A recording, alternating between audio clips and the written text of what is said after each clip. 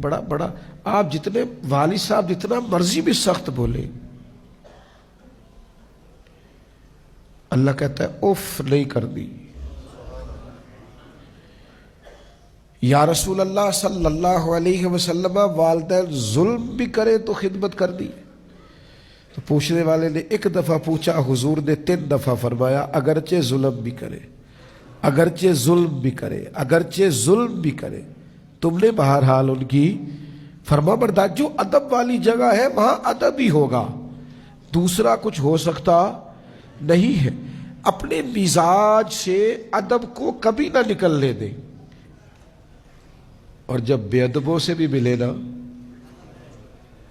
تو پھر بھی آپ تو ادب والے ہیں، آپ کا سٹیٹس وہ نہیں ہونا چاہیے جو اس بندے کا ہے، آپ کا معیار تھوڑا بلند ہونا چاہیے، آپ کا رویہ تھوڑا ٹھیک ہونا چاہیے۔